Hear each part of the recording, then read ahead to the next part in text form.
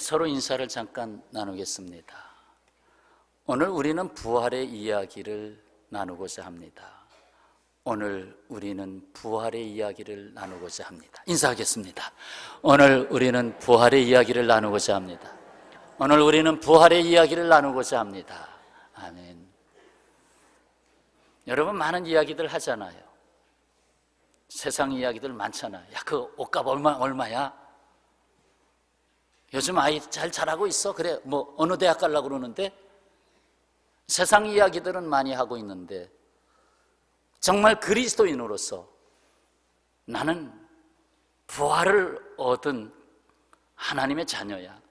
부활의 이야기를 우리 삶 속에서 얼마나 하고 있는지요. 오늘 부활의 이야기 그 자리에 함께 했습니다. 참으로 부활의 이야기를 한다는 것은 큰 즐거움이요, 놀라움이요, 감사한 일이 아닐 수가 없습니다. 오늘 부활절 예배에 함께 하신 여러분 위에 말씀 중에 임하시는 부활 예수님의 은혜로 부활의 역사가 있기를 축원합니다. 예수께서 이 땅에 오셨던 그 2000년 전의 삶의 자리로 잠시 가보면 이스라엘을 어떻게 하면 구원할까? 이 로마의 식민지로 머물고 있는 이 땅을 이 고통에서 어떻게 하면 건져낼까 하면서 메시아 운동이 많이 일어나고 있었어요. 그래서 그 메시아 운동의 지도자들이 나타나기 시작했습니다. 그래서 역사적 자료에 하면 약 10여 명의 리더들이 나타났다. 10여 명의 메시아 운동을 하는 지도자들이 나를 따르라 하는 운동들이 일어났다 이 말이죠. 그래서 나름대로의 뭔가를 기대를 가졌지만 문제는 그 지도자가 다 죽었어요. 뭐 핍박을 받든지 또는 압력이 들어왔든지 다 그 지도자가 죽었어요. 죽었는데 그 지도자가 죽음으로 인하여 그가 일으켰던 운동도 다 사라졌습니다. 다 꺼졌습니다. 그런데 유일하게 하나 꺼지지 않는 역사가 있었으니 그것은 바로 예수 그리스도, 바로 그분의 부활로 말미암아 꺼지지 아니하는 메시아의 역사가 있었다는 사실입니다. 모든 지도자들은 다 죽었습니다. 그러나 예수 그리스도, 그분은 부활했습니다. 이것으로 인하여 300년이 흐르면서 로마 제국을 뒤집어 놨고 기독교가 공인되기까지 놀라운 역사가 일어났던 것입니다. 예수 그리스도 그 부활은 역사적 사실입니다. 많은 사람들은 그거 뭐 그냥 하나의 꾸며낸 이야기일 수 있어, 하나의 만들어진 이야기일 수 있어. 하지만 과연 그럴까요? 아니에요. 예수 그리스도의 부활은 역사적 사실입니다. 인류 역사상 가장 놀랍고 중요한 사실입니다. 예수 그리스도의 부활의 증거는 꾸밀 수가 없이 솔직하게 드러난 증거입니다. 증거를 크게 세 가지로 볼 수 있는데, 하나는 빈 무덤이 증거되었고, 또 하나는 무수한 증인들의 증언이 있었고, 가장 중요한 것은 변화받은 사람들이 있었습니다. 그 부활에 참여한 사람들로 말미암아 변화의 역사가 있어서 심지어 로마 세계도 변할 수밖에 없었습니다. 예수님의 무덤을 안치한 사람은 아리마대 요셉이었습니다. 그리고 그 죽음을 확인해야 넘겨주는데 그 죽음을 확인한 로마의 백부장, 확인해서 빌라도에게 확실히 죽었습니다 하고 보고를 했습니다. 그리고 마가복음에 등장하는 세 여인은 특별히 3번이나 언급된 여인들입니다. 이 여인들은 빈 무덤을 실제로 보았고 거기서 천사가 이르는 말씀까지 들었습니다. 그것이 오늘 마가복음 16장 5절, 6절, 7절의 말씀 아니에요? 자, 무덤에 들어갔어요. 흰 옷을 입은 한 청년이 우편에 앉아 있었어요. 너무 놀랐어요. 그 청년 곧 천사가 이르되 놀라지 마세요. 너희가 십자가에 못 박히신 예수, 나사렛 예수를 찾는구나. 예수를 찾는구나. 그가 살아나셨고 여기 계시지 아니하시느니라.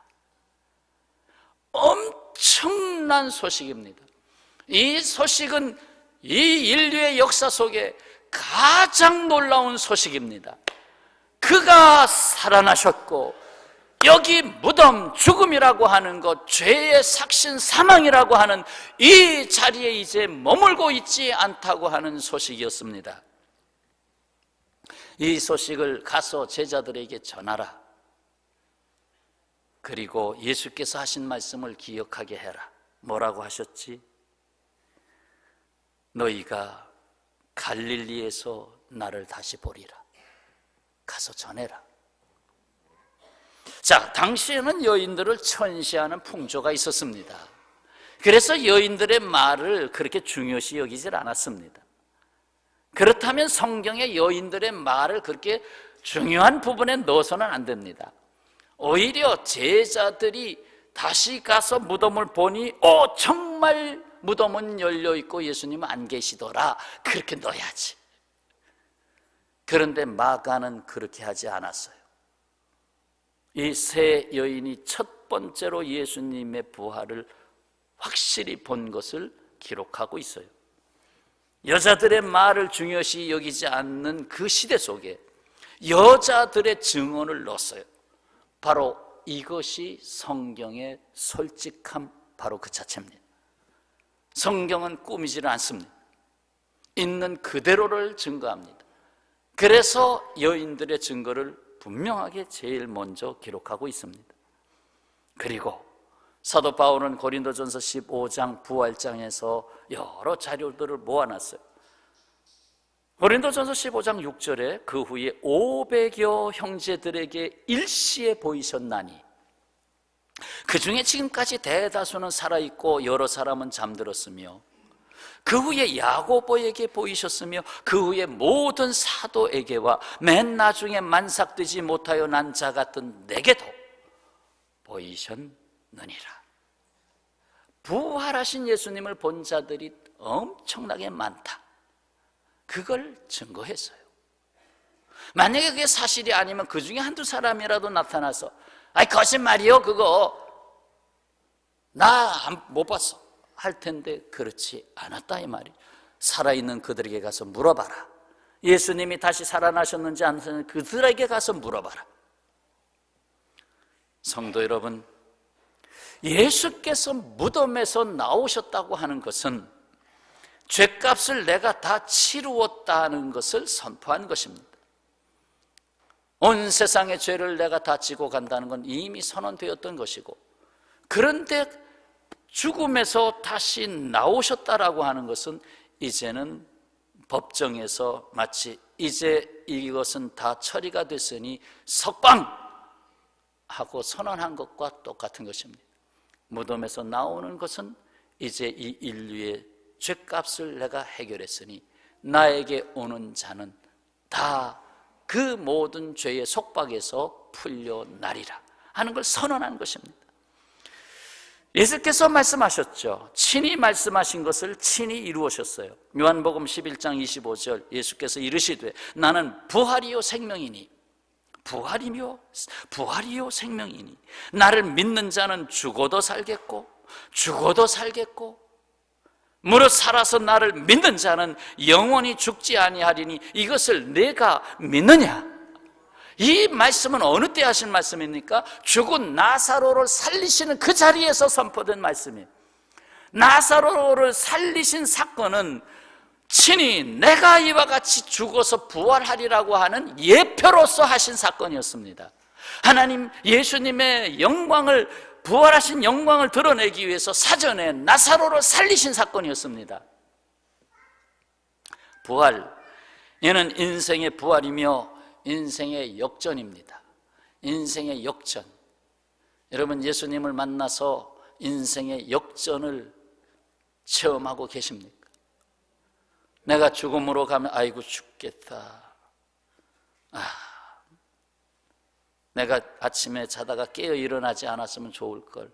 심장마비라도 턱 걸려서 그냥 죽었으면 좋을걸 하는 인생이 아니, 나는 살아있는 사람이다 라고 하는 인생 역전으로서 이 세상의 고난과 역경도 다 이겨나갈 수 있는, 오히려 그 고난이 바라는 것이 영광이라고 그랬잖아요. 이 고난이 나에게 하나님의 영광을 나타내리라. 나사로가 죽은 것은 하나님의 영광을 나타내려고 하심이라 하는 것처럼 부활은 결국 인생의 역전을 드러내는 거예요. 내 인생의 부활을 드러내는 거예요. 부활하신 예수님을 만난 사람들은 확실히 달라집니다. 따라서 하시죠. 확실히 달라진다. 여러분 달라지고 계십니까? 부활하신 예수님이 나의 구주가 된 사람은 달라져요. 저도 많이 달라졌으니까 자꾸 달라져요. 여러분, 이 사람이 누군가요? 1946년 출생, 현재 74세, 후두암에 걸렸다 주님이 치료하셨고, 교통사고를 났는데 오히려 거기서 주님을 만났고, 또 공연 중에 떨어져서 디스크가 주저앉아서 마비가 됐는데 그것도 역시 하나님이 치료해 주셨고, 인생의 아픔 2번의 이혼을 겪었고, 지금은 독신으로 살고. 누굴까요? 가수 윤복희. 참으로 그는 31살 때 부활의 주님을 만났습니다. 인생의 질곡에서, 아픔에서 주님을 만났어요. 제가 얘기하는 것보다 그의 오빠 윤한기 씨가 동생 윤복희의 인생을 위하여 또 노래로 부를 수 있도록 이 곡을 주었어요. 이 곡을 윤복희 씨가 직접 해설했는데 그 해설이 신앙 고백입니다. 한번 친히 들으시고, 이어서 이 곡을 누가 다시 부르느냐, 2014년에 미국 기독인 가수 에일리, 우리나라 10대 가수에 들어가는, 또는 때로 한때는 3대 가수에 들어갔던 사람 에일리, KBS 부르의 명곡 프로그램에서 노래했습니다. 그리고 이것을 교통사고 난 31살 때 교통사고 나고 나서 3년 뒤에 윤복희 씨가 직접 부른 노래까지 한번 동영상으로 초대해서 만나보겠습니다.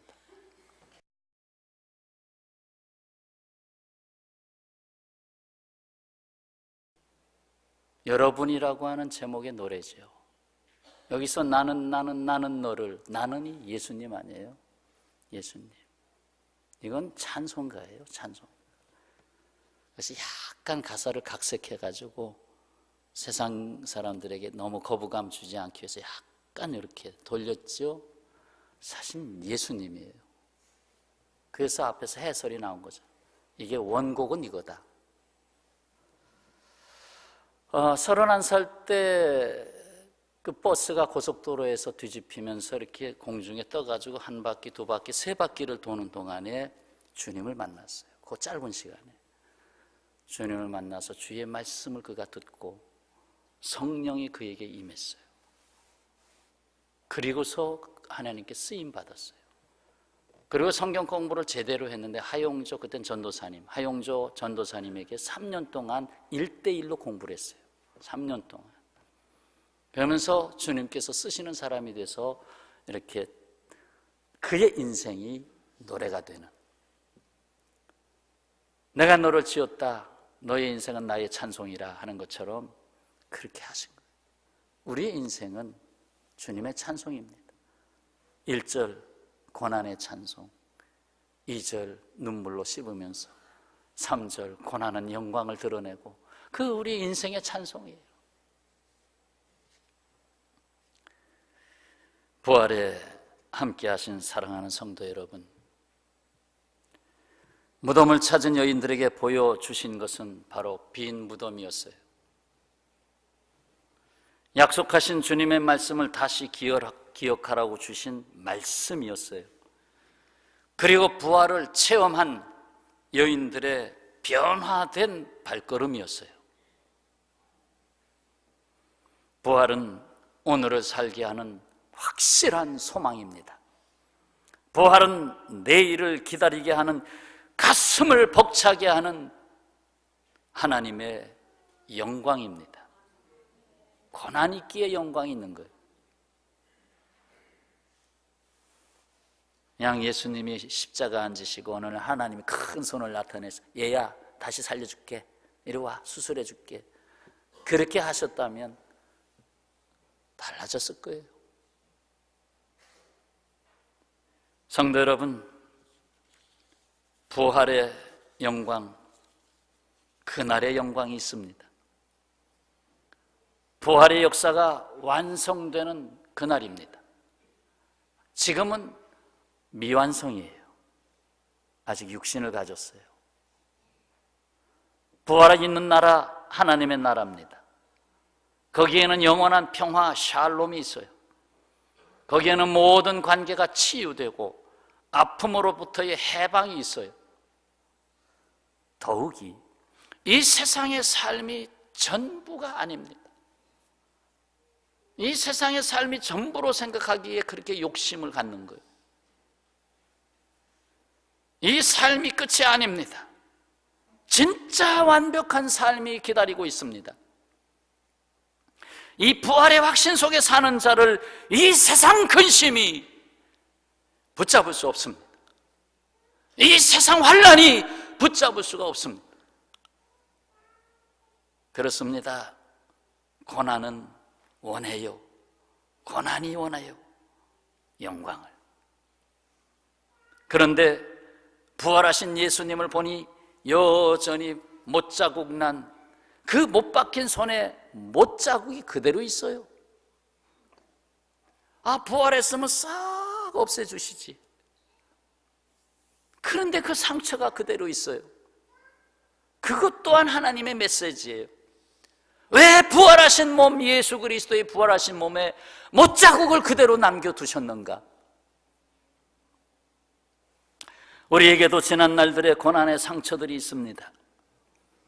그런데 지금 부활의 증인으로 살면서 그 상처가 나를 구원한 상처들이었다는 것을 알게 됩니다. 그 아픔이 지금의 기쁨이 되었다는 것을 압니다. 그래서 남겨두시는 거예요. 그래서 기억 속에 그걸 남겨두는 거예요. 이상하게 좋았던 일의 기억은 빨리 잊어버리는데 고통당했던 기억들은 잘 안 잊어버려요.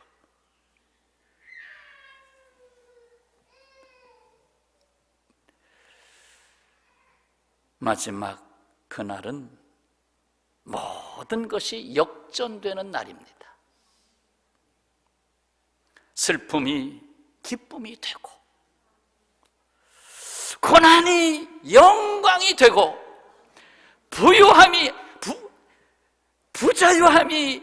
부자유함이 온전한 자유가 되고, 가난함이 부요함이 되고, 낮은 자가 높임의 영광을 받는 그날입니다.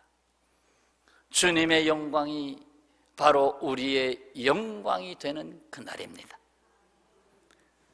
사랑하는 여러분, 이 부활은 저와 여러분에게 주신 하나님의 선물이에요.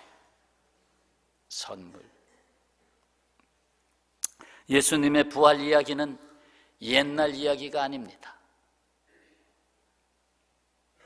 바로 지금 현재를 살고 있는 여러분의 이야기입니다.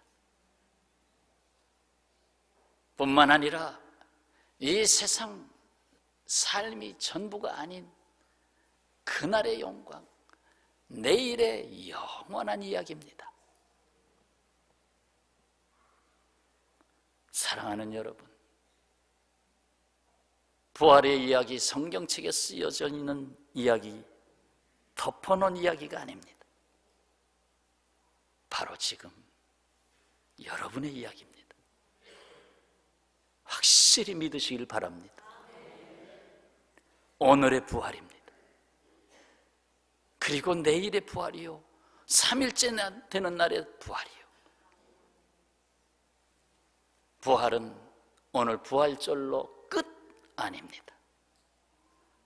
부활이 매일같이 있다는 것을 선포하는 것에 불과합니다. 여러분, 내일이 여러분의 부활절입니다.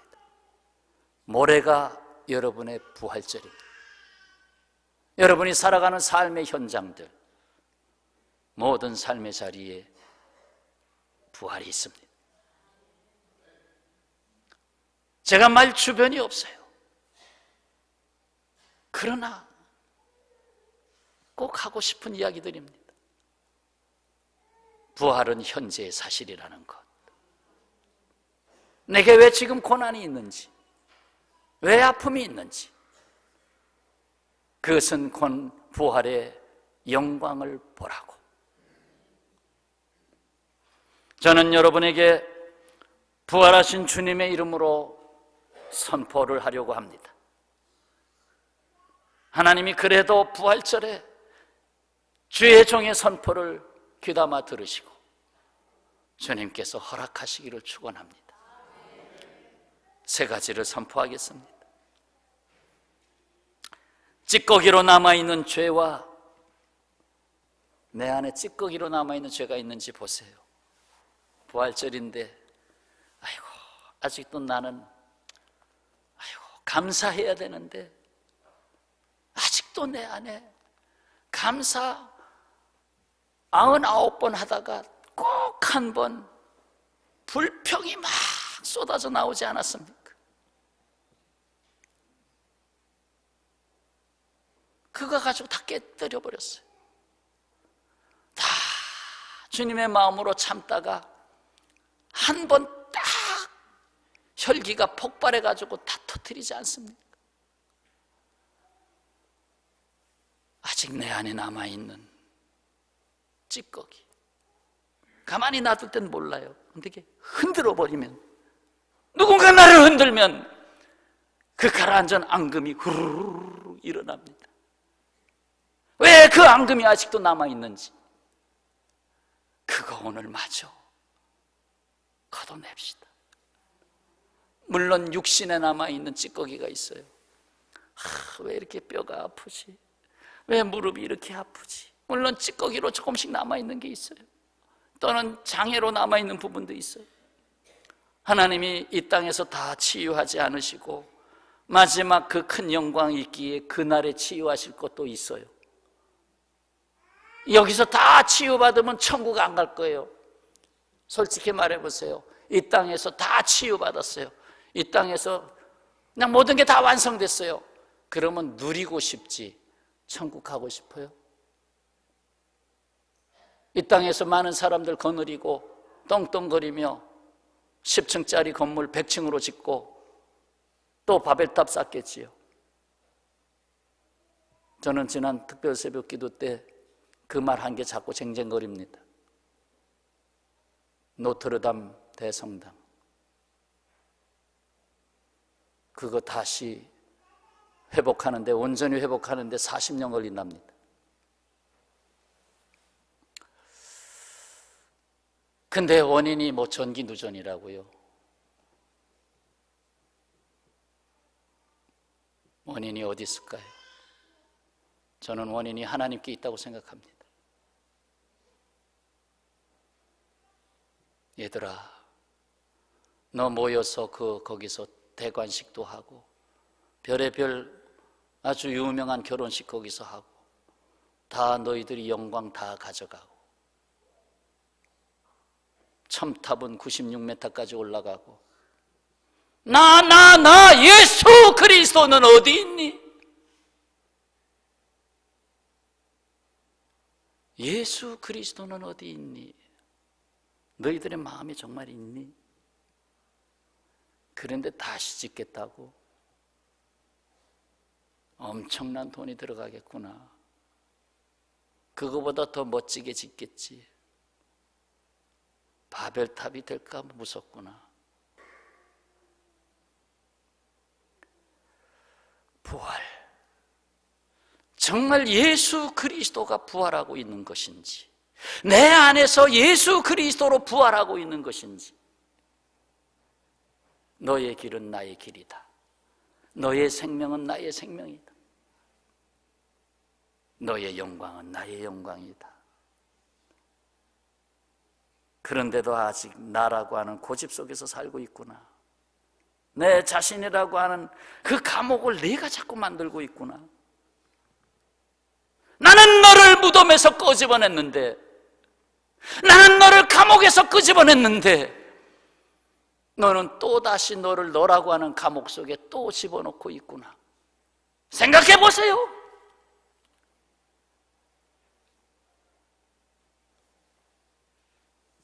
그래서 첫 번째 선포를 합니다. 찌꺼기로 남아있는 죄와 근심, 사망의 권세, 자기중심적 자,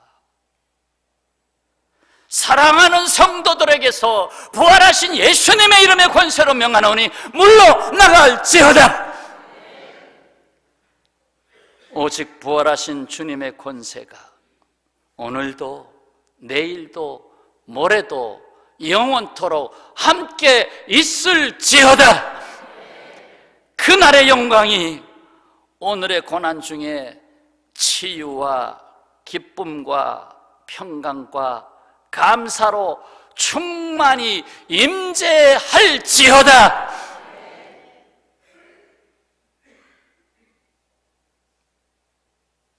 기도하겠습니다.